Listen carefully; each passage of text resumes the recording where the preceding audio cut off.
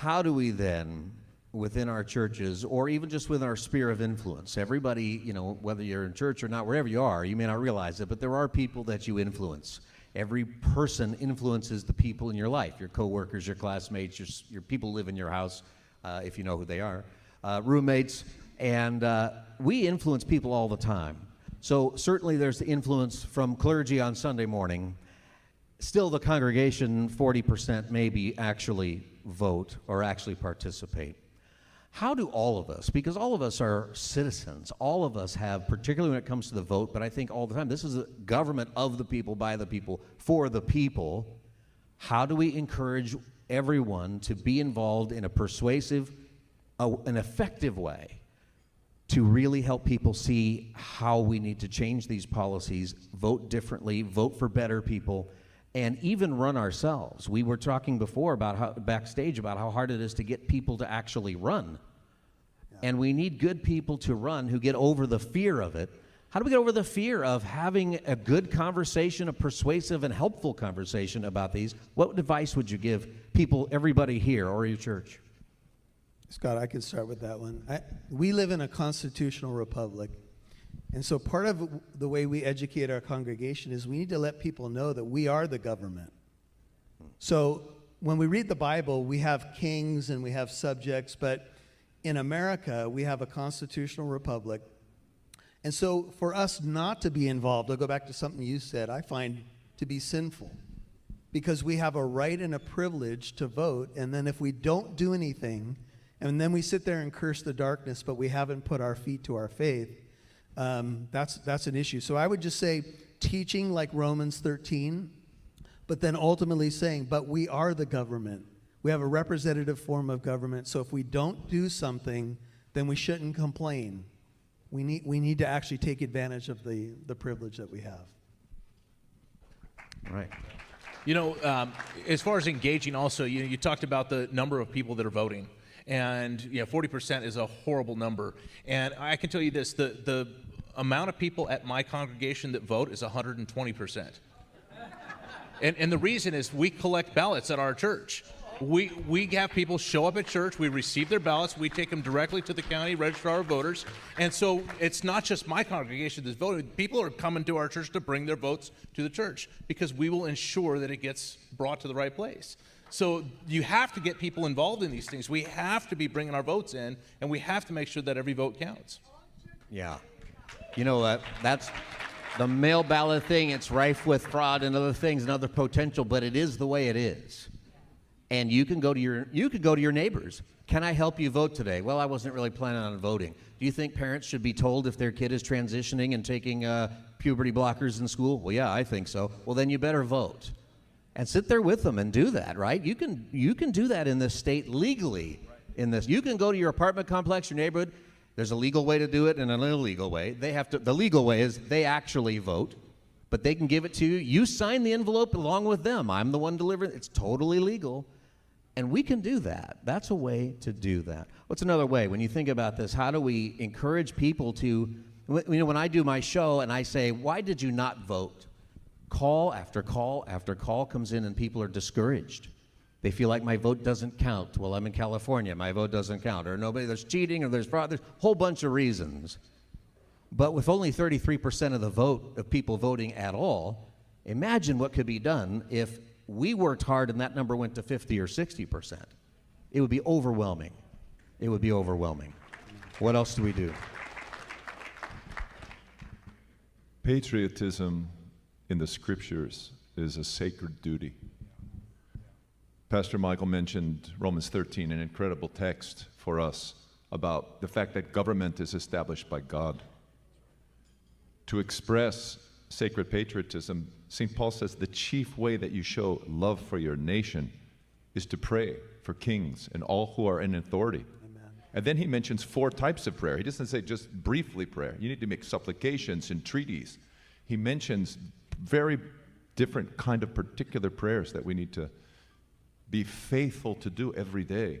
Prayer leads to the raising up of godly leadership.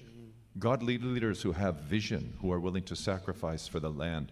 My patron saint, my name's Josiah.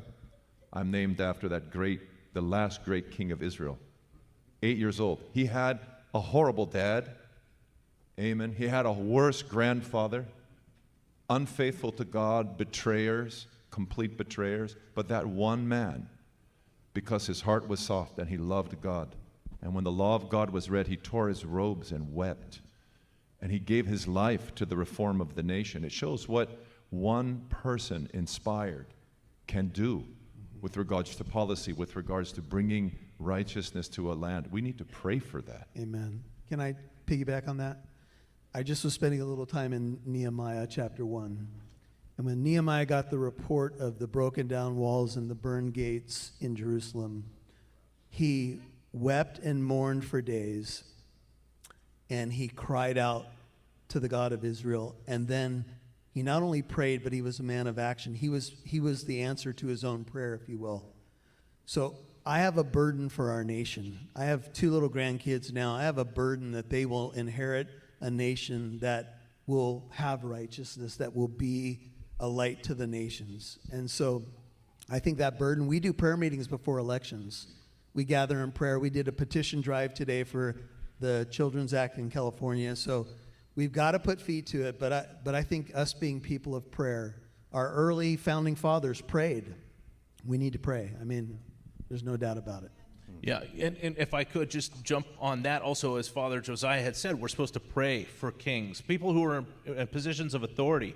And that was how God challenged me to get involved in these things. I was in front of Ken Calvert, had no clue who Ken Calvert was. He asked me, hey, will you have any questions for me? In my mind, I was like, who are you? What do you do? I had no clue who he was.